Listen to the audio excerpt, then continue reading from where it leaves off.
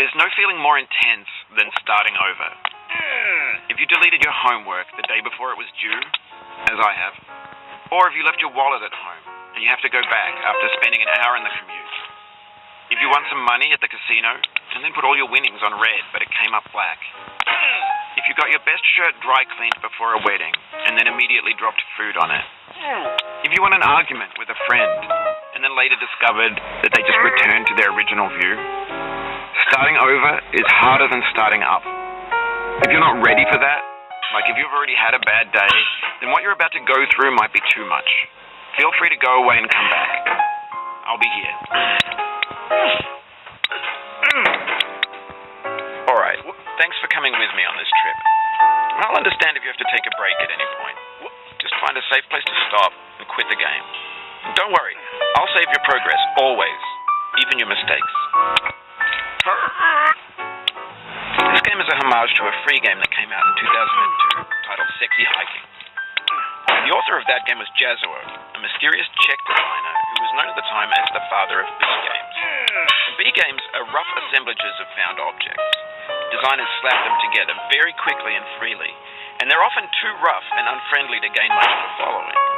They're built more for the joy of building them than as polished products. In a certain way, Sexy Hiking is the perfect embodiment of a B-game. It's built on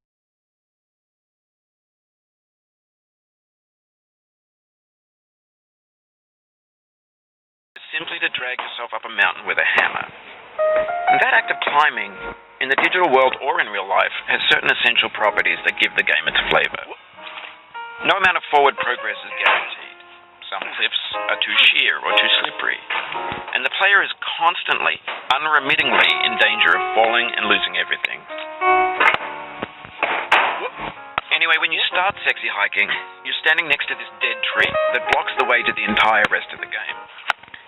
It might take you an hour to get over that tree, and a lot of people never got past it. You prod and you poke at it, exploring the limits of your reach and your strength, trying to find a way up and over.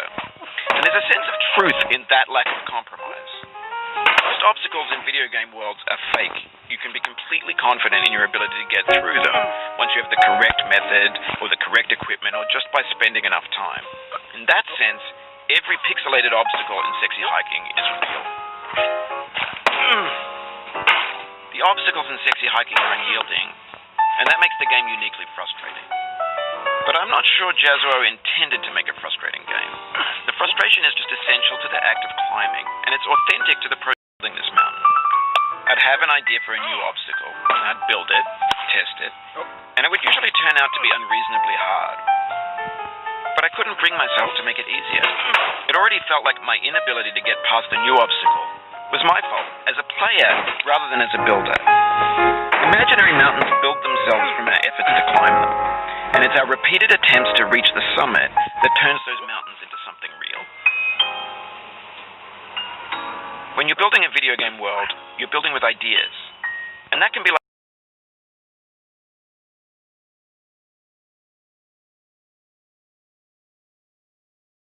harden and set until they're immutable, like rock.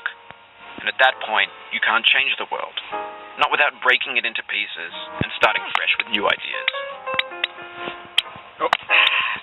For years now, people have been predicting that games would soon be made out of prefabricated objects, bought in a store and assembled into a world. And for the most part, that hasn't happened, because the objects in the stores are trash. I don't mean they look bad or that they're badly made, although a lot of them are. I mean they're trash in the way that food becomes trash as soon as you put it in the sink. Things are made to be consumed and used in a certain context, and once the moment is gone, they transform into garbage. In the context of technology, those moments pass by in seconds.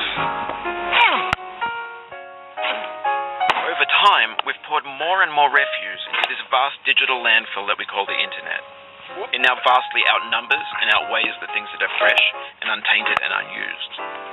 When everything around us is cultural trash, trash becomes the new medium, the lingua franca of the digital age. Now, you can build culture out of trash, but only trash culture.